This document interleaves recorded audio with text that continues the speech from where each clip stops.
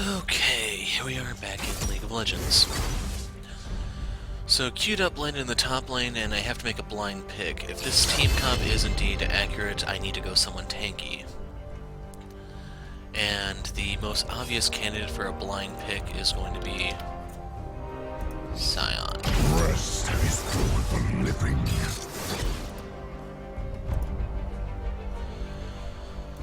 So right now I'm installing a custom skin. That's why you see me hovering over the default in case you're wondering. In terms of runes, I'm taking my Udyr page, which is heavy on 80, 8 80 reds, 1 crit red, 2 80 quints, 1 movement speed quint, scaling armor yellows, scaling armor blues, 1 movement speed quint. But the thing is, in the event I'm up against Shyvana, this hybrid scaling armor will very much come in handy. Now, if you're wondering why exactly that is, she does mixed damage, so just gain the additional free stats upon level up. It's going to be 1.5 points per level up, so every 2 levels is basically another 3 points of resistances to mitigate her damage.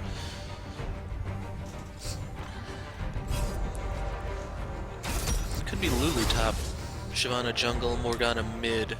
Then again, since Taric just came out, there's people who are going to be playing him all over the place because for some reason they want to do that. But anyway, in the event I'm up against Lulu, I just need to... Well, I'm going to max E regardless, it's just I'm going to get some Doran Rings so that I can just last hit with my E. But otherwise, Lulu isn't really that problematic of a matchup once you get past the first couple levels.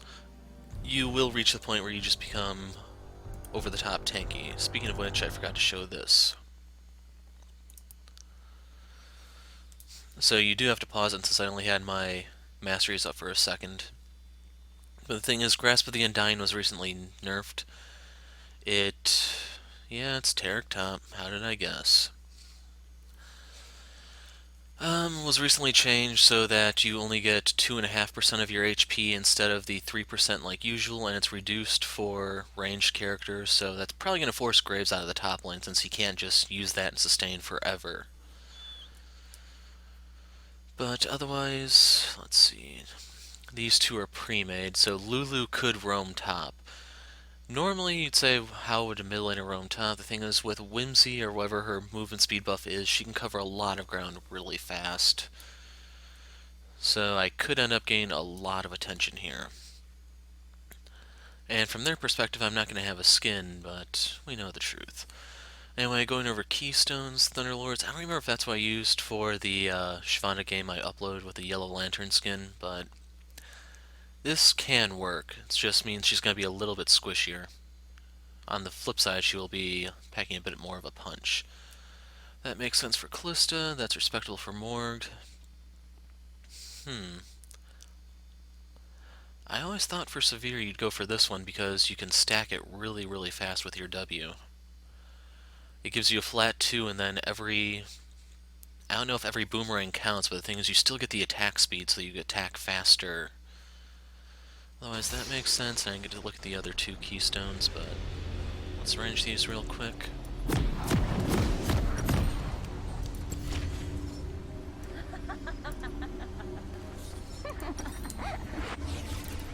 Going to be starting Corrupting Potion. I don't know if this was changed yet.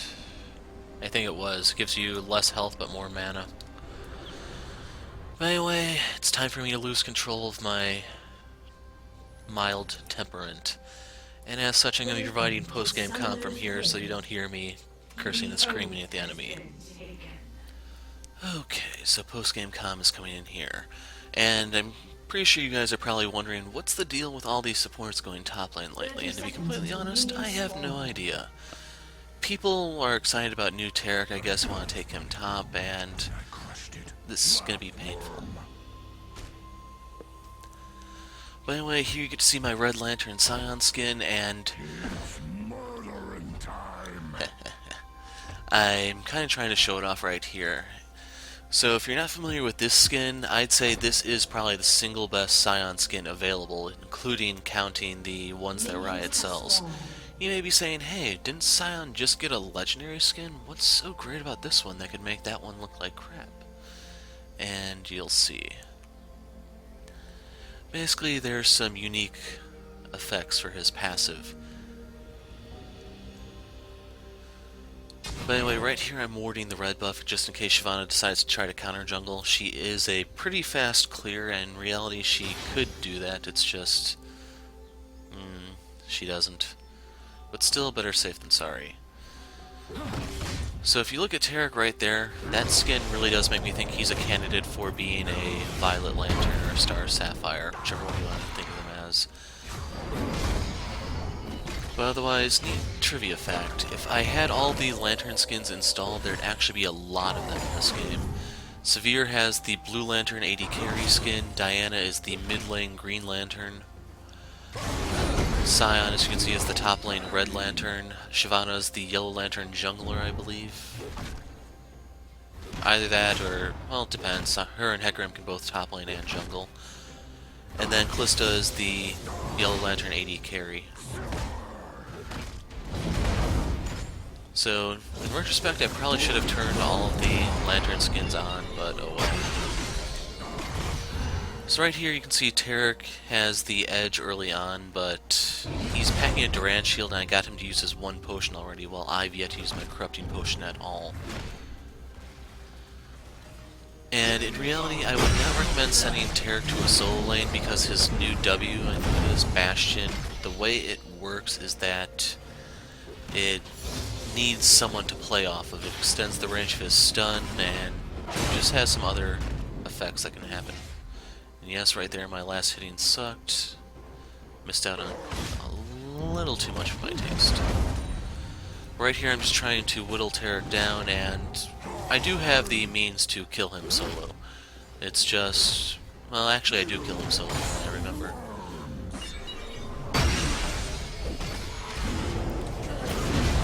So right there, I hit him with the Corrupting Potion E while he was tanking minions. So he's going to die. Now right here I got Shyvana's flash, and right here you get a taste of the effect. Unfortunately his hands are glitched so you can't get those to work properly, but that transformation right there does surpass the whole train thing that comes with his new ultimate, or his ultimate ability on his legendary skin. But anyway, we will be getting revenge on Shyvana shortly, don't worry. And she's going to be pretty miserable this game, I'm not going to lie. So my plan for Sion is to max E, as I said earlier. I didn't pick up a Doran Ring on this back because I'm rushing the, not the Kindle Gem, the Cinder. But I will go for a double Doran Ring. It's going to be a little late, but the reason why I go for that is just so I can utterly bully Taric with him having no recourse. And right there, you got to see how effective the boots are in this matchup because I got to walk outside of his stun. If you look, he has a Ruby Crystal of his own and still a Doran Shield, but with my Kill Gold I went ahead and picked up a pair of boots, which allows me to create some distance. Now, any sort of trade Taric and I have, early on he has a chance, but basically as the game goes on, he actually will not have a single prayer left. And if you're wondering why that is, my W will, right here, Taric goes down. So right here I'm popping the Corrupting Potions so I get the Lingering Burn. Right there I gave him the stun and one last auto attack for the kill. So everything I kill gives me more HP, and I'm running Grasp of the Undying. That damages based off of what my max HP is, and every single item I build here is going to give me some form of HP. The one exception is going to be the Frozen Heart, which I actually do not get the ability to build before this game ends, but that is an item I was aiming for, in case you're wondering. So right here you can see the game is starting to make a turn for the worse. They're making a big deal out of Shyvana when we don't have to worry about her. So right here Ziggs is going to rage and I just instantly mute him because I don't really want to bother with him.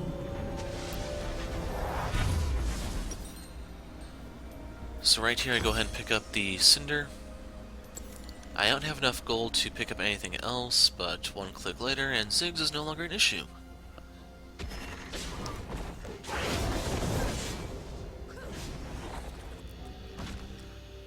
So right here you can see Taric is back in lane.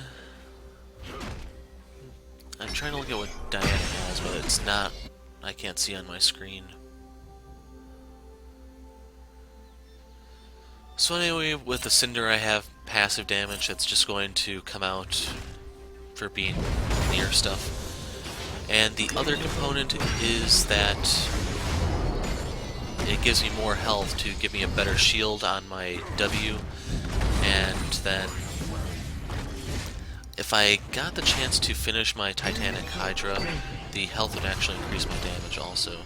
So just more Grasp of the Undying damage plus the damage that I get from the Titanic. And in case you're wondering about my thoughts on the Titanic, it's become a niche item like it was probably supposed to have been. And Sion can still use it, it's just you do not really want to rush it. There are higher priority items. But getting an early Tiamat, which I will do, is still good because that is a health regen item and it can help you stay sustained in lane, and in certain matchups you actually do want to push into the tower as fast as possible, which the Tiamat is really good at doing now that it has its old passive back.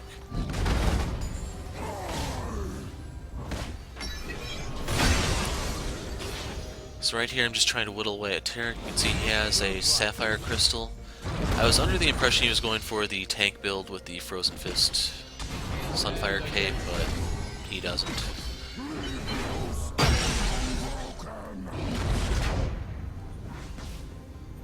So right here I back off a bit because pay attention to the blue buff jungle in the next 10 seconds.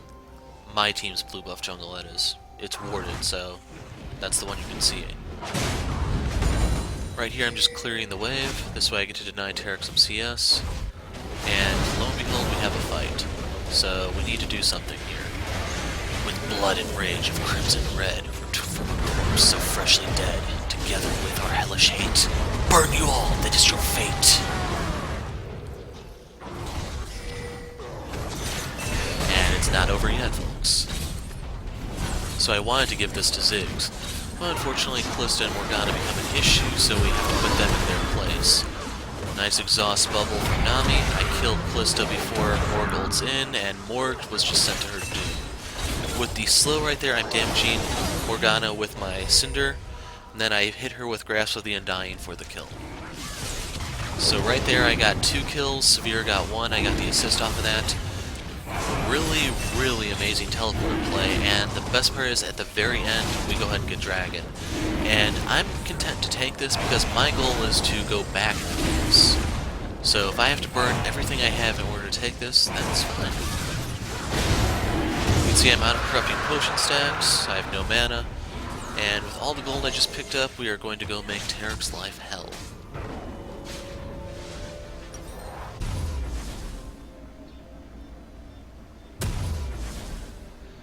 So right here I go ahead and pick up the Tiamat, and I grab the cloth armor to ultimately become part of the Sunfire Cape. And like I said, the reason why I have the Tiamat is for health regen and pushing the wave. Since Taric has a heal, as ridiculous as this might sound, that Tiamat actually does give me enough health regen to pretty much offset his heal. So they went ahead and took the Rift Herald while we made that big play. And it's a small consolation prize, I guess, but that was just a massive gold swing in our favor.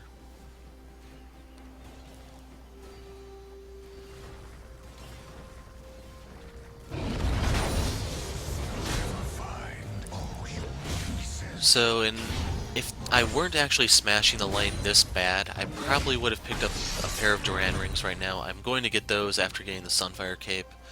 They won't be as influential, but it's just due to the way this has played out. That's how it works. One other thing worth mentioning is you'll notice I'm going to be maxing my W second. Normally on Sion top you want to max W last. This is just one of those things where I'm adapting to the matchup here. For this one, getting the Q last is actually the single best thing I can do. And if you're wondering why I want the W second, it's basically so I can serve as the team's tank. I want to be as tanky as freaking possible, because if you're not aware, the health ratio on Sion's W scales with the rank of the move. And it scales off of his max health. So I get a better ratio for putting points into it, and then just as I build more and more health items, get more last hits, it becomes bigger and bigger. And in the end, I'm actually going to tank twice as much as the second highest on my team. Basically as much as Diana and Severe combined.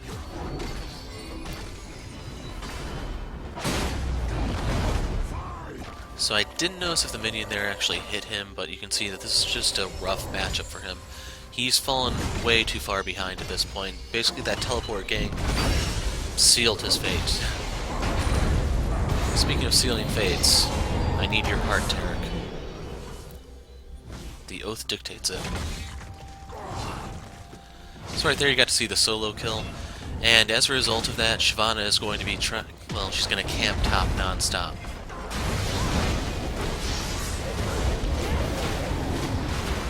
Now right here, I flashed, and then I put my W up. Basically I got her ult, and she can't follow. If she does, she dies. What's going to happen is I'm going to E her under the tower. The E is going to reduce her armor, which she doesn't really have much of any. And then the tower would actually kill her since she has reduced armor. But Diana showed up for the kill, and basically the hole they're digging is only getting deeper.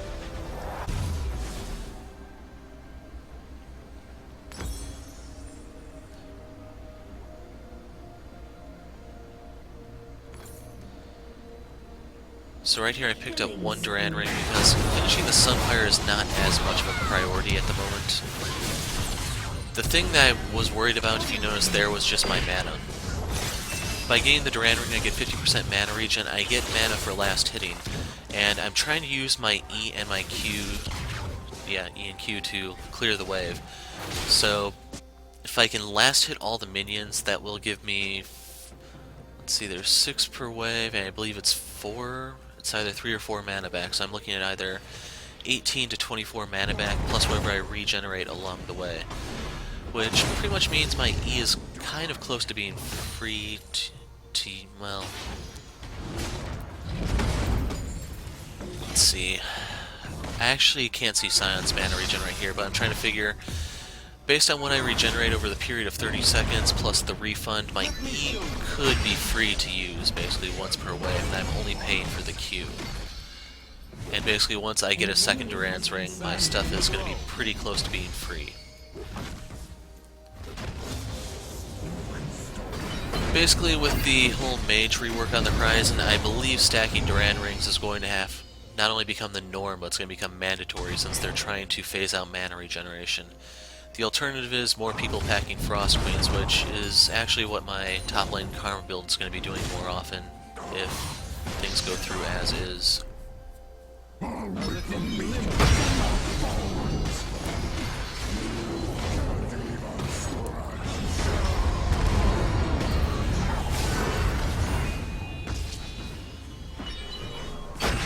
So as you can see there, he barely lived.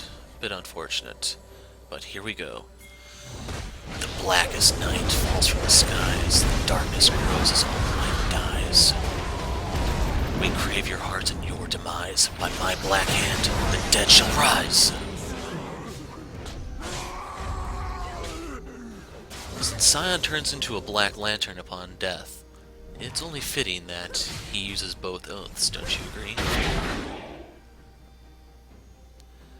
So right there, while I died, the important thing is Shyvana died too. Basically, as long as she keeps dying in these ganks, which she's going to get the next one for free, unfortunately, but she's gradually falling further and further behind.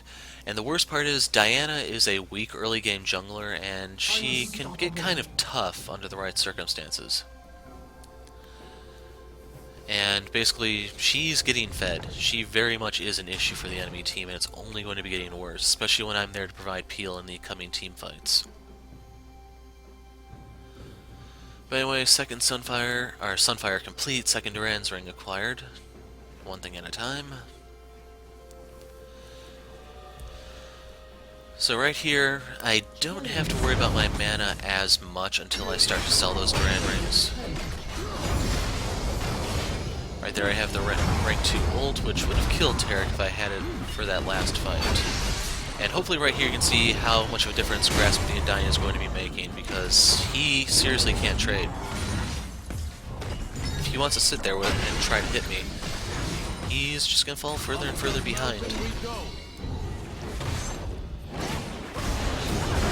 Now right here is one of the parts that I kind of like, even though I do go down.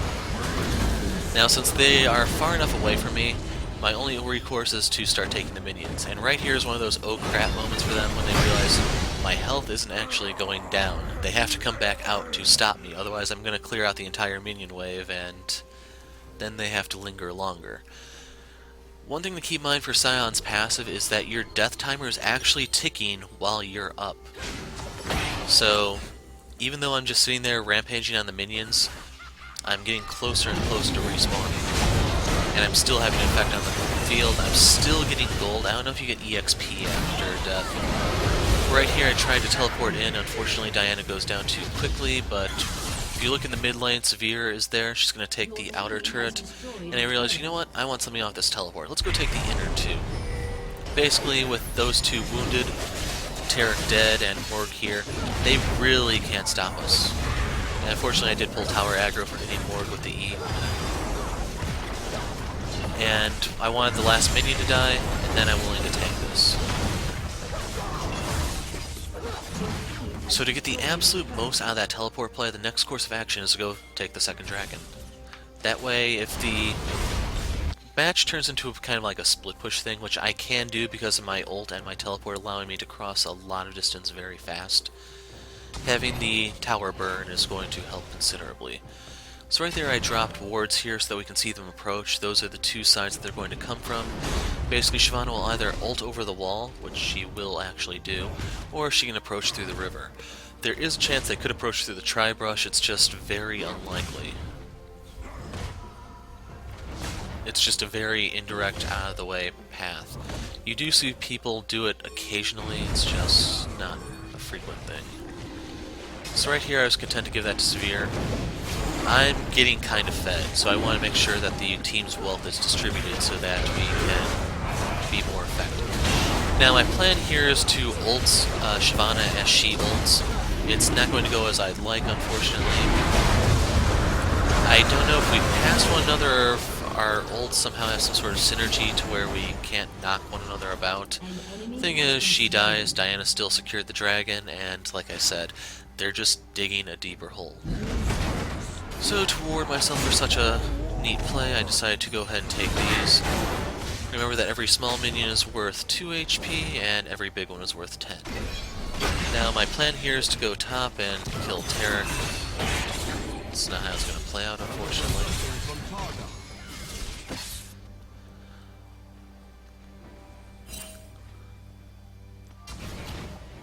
If you notice, he's teleporting out. Ziggs could have interrupted him with my E, my charged Q can interrupt him, or my ult. Thing is, it really doesn't matter because we just got his teleport, and this tower is toast. So we have a summoner spell advantage on him since my teleport's going to be coming up more quickly than his. And then there's also just the fact we got the global gold from the tower.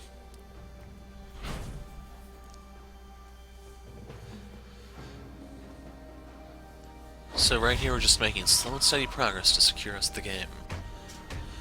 So right here I can recall. What's going to end up happening is I'm going to sell the first of my Doran Rings. You can see that they were kind of short-lived, but they served their purpose. Basically I used them as a crutch to complement Sion's small mana pool and crappy regen early on. So they can see Diana, you can tell because of how Taric put out his dazzle. I don't even know if that's still called that, but it's a stun. And right here we have a 4-on-4 going. Since I can't get there in time, I figure, you know what, let's push this into the inhibitor tower and potentially draw their 5th man somewhere else. But you can see my team goes ahead and wins the fight anyway. Got 2 of them, we didn't lose anyone, and we're going to start sieging the bot.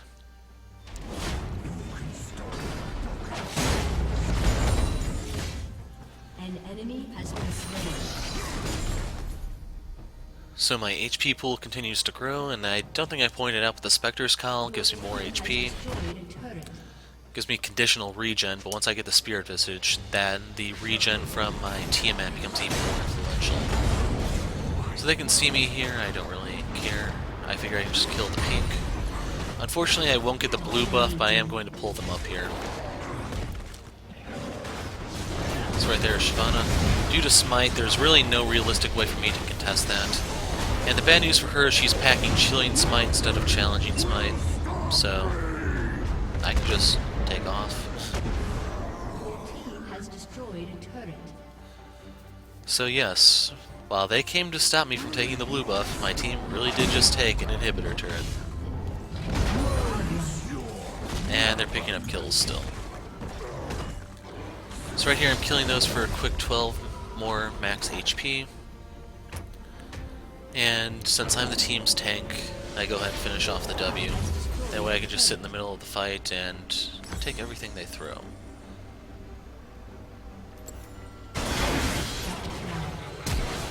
So I wanted to get the Spirit Visage, but I'd say getting Distortion Boots is more impactful right now. You can see they're making a bit of a resurgence, and right here is going to be a team play coming in. So Diana's on the run, Lulu and Shyvana are on her tail. And fortunately, both of them are faster than her. They are going to catch her if given enough time. If you notice my movement... Your turret has been destroyed. Boom! And now Shyvana should have turned around. Since she didn't, we kill her. Has been slain. Rampage. Lulu wisely pieces out, and I tell Diana, don't chase, you're too badly injured, and there's more stuff for us to do. So once again, right here, my plan is go top, kill Taric, because he shouldn't have teleport right now. I decide to help myself to the chickens along the way, because I can take these pretty quick. I don't know if Sunfire Cape deals double damage to Jungle Creep, or if it's just Cinder Hulk. Thing is, Severe has the entire top lane thing under control. Nami will show up for an assist, but you can see with the red buff, Severe has no trouble kiting him. Basically, the red buff will slow Taric, her passive is going to give her movement speed, her W is going to give her attack speed, and she can kite him to death extremely easily. So Taric is upset at Nami for some reason, and in reality, Severe had that completely under control. Granted, she did steal the kill, but helps the team more by giving us assist gold to further expand our lead. Anyway, right here is Spirit Visage, gives you CDR, and here's when I decide to get rid of the last ring, and I want a Dead Man's Plate so that I can keep up with people. Plus, it gives me more health and armor so that I can be even more durable, because if you haven't noticed, with the exception of the extremely malnourished Lulu, they have AD coming in the form of Callista, and Shyvana. Those are their two big threats. Taric, Lulu, Morg are all basically downgraded as supports, even though two of them had solo lanes, and Morg is generally a force to be reckoned with even in a support role.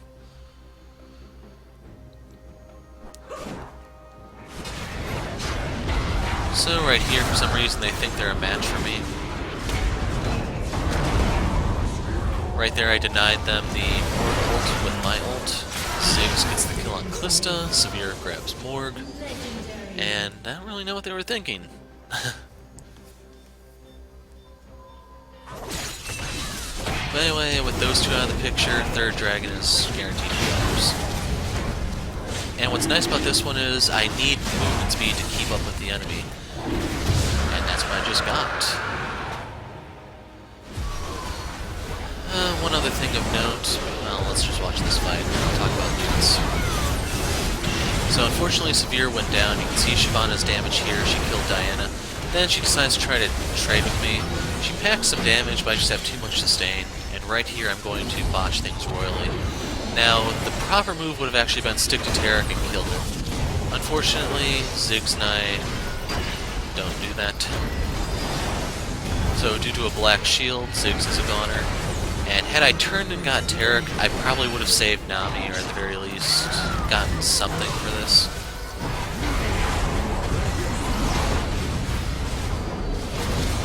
But instead, they aced us, and...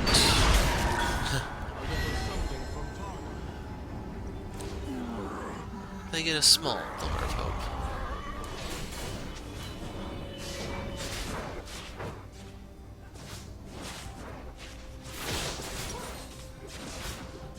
But one thing I definitely think about Sion is his passive should have some sort of tenacity built into it or something, because It's his passive. It gets shut down by hard CC way too easily. Granted, I'm not saying he should have Ragnarok as his passive, but it should be a lot harder to actually stop him. He leaves a lot to be desired in the whole Juggernaut department.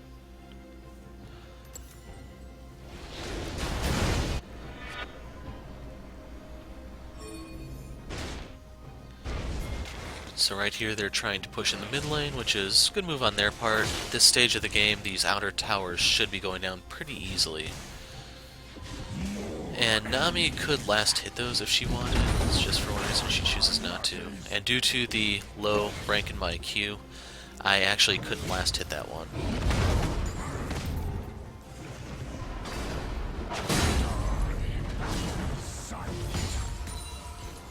So a little bit more max health for me.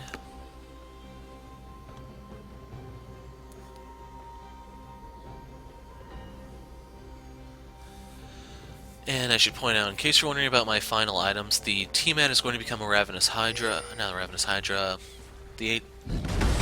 I said its name earlier. The Titanic Hydra, that's what it's called. The Chain Vest is going to become a Dead Man's Plate, and in place of the Corrupting Potion is going to be a Frozen Heart. Because with all their attack speed and Callista and Shyvana, that would help considerably and give me more CDR. So right here we CC Taric into the ground, starting off with my Q, followed by Nami Q, and then he kind of dies. Now right here, unfortunately, Diana got exhausted, so there isn't much she can do. As a result, she gets picked off by Shiv, and just like last time, I sit here and try to absorb the brunt of her force. Ziggs basically kills her because she doesn't have a lot of MR. I didn't get anything off of Morg, but I did get something off of Lulu, and we just aced them in retaliation for earlier. And we go ahead and take Baron. Now, if you notice, I used all my charges of the Corrupting Potion there. The reason for that being is just to keep me alive, but also to give me the lingering damage to just whittle away at targets. At this stage of the game, it's hardly even there, but it's still something. So right here I am contemplating selling it, but I realized I just used all 3 charges. It did make a significant impact in that fight. If not just from damage, just from the regen that I got from it. It justified its continued existence in my inventory right now. But otherwise, you know the build that I was going to go for the rest of this game, and that's not exactly a build that's going to help you in every game, it's just, that's the one I decided upon for this game.